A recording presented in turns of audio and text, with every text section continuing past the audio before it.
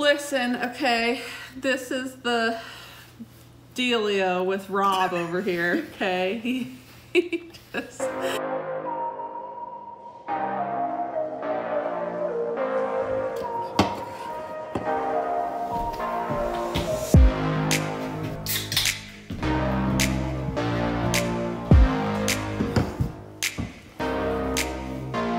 This is the beginning.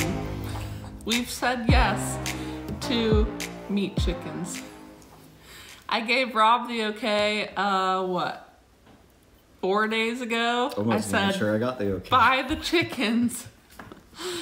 So they have been ordered, and you'll probably be seeing a couple videos here of us getting ready for them to come in, what, 5 weeks-ish?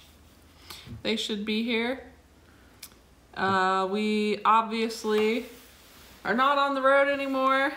You might have seen our past videos. We'd love to RV full-time again someday, but at this moment, we have committed to getting closer to our food sources, and we've already started to do that just through our community, and we got laying hens, which have become Rob's ladies. I think I've heard several times that that's a gateway to homesteading or farmsteading, and I was pretty sure that was going to be the case, but we had planned on getting some chicks and starting them to grow them into laying hens, and around that same time we just had a friend that offered to give us 6 that were already laying. She had too many.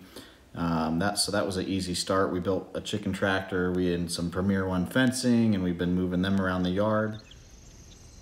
They all just started to congregate here in my fence opening. I don't know if they're onto me. I don't think they're coming through.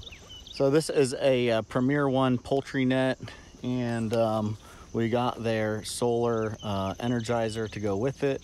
This was a per recommendation of Justin Rhodes. We're really just going with his methods on all this. The chickshaw was altered a little bit from his design only because we used an existing wagon cart we had. Other than that, all I had to do was change some specs, but I followed his guidelines and his blueprints for everything else. I just put in a dust bath for them in that wash pail, and I just mixed some soil with about 50% ash from our wood stove. We actually had a bucket full of ash in there that was from last winter, but I'm sure we'll fill that up soon. And some people say you can mix diatomaceous earth in. Maybe that's not necessary if you have ash. I'm not gonna put it in there yet, and we have an old bag of it. It doesn't say for livestock use or anything, so I'm hesitant to put it in there if I don't need to. I'm just kind of being cautious with all these things. It's all very new to me, but so far I couldn't be happier with how they're taking to this. They're scratching the grass, they're drinking water, they've ate some food, they're investigating the dust bath, but no one's jumped in quite yet. But I think we're off to a good start. We actually thought about doing meat birds at that same time. I'm glad that we learned some more about chickens through this way, and this seems like a completely different animal. Yeah, the laying hens, there was some upfront cost involved. With the meat chickens, to make it worth your while, I think you're going to go all in on getting 30 birds or somewhere around in that area, and building the chicken tractor, which is what we're doing today. And I'm thinking that's going to come in cost-wise around $300 or We know absolutely nothing. All that we have been doing is watching YouTubes and getting inspired by other people who literally seem to have taken the plunge and learned as they went. And so why not? Yeah, honestly, just doing this a couple rounds, it'll pay for itself. We ordered some from McMurray Hatchery. We ordered like their jumbo Red Ranger, Murray Freedom Rangers, and they won't ship till like mid-May.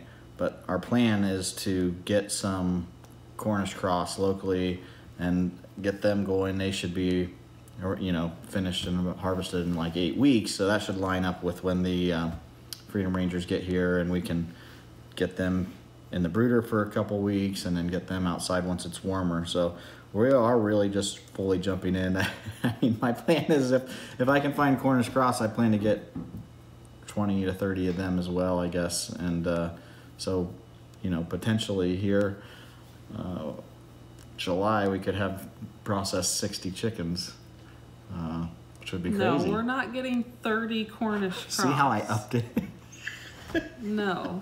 The point is to get like 10 so that we can have a day where we butcher 10 and figure it out, and that's still going to take hours. 20.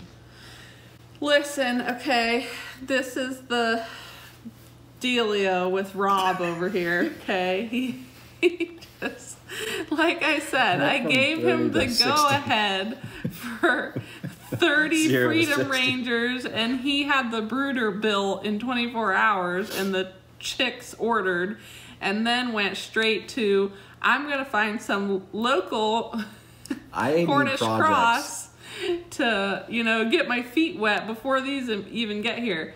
So with that said, we are a little antsy. We have, I feel like I just watched somebody else's video the other day.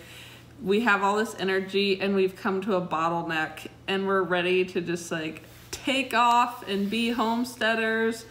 And we have to remember that we still have a life, we still have full-time jobs, and we have to balance that out for now and get our feet wet and see if we like it and see if we're successful. And then maybe one day we can sell everything and move to the mountains and have our own homestead and never have to work a 9-to-5 again. But shouldn't take long. like I said, this is just the beginning for us. What's in the box? It's making noise. Oh boy. We said yes.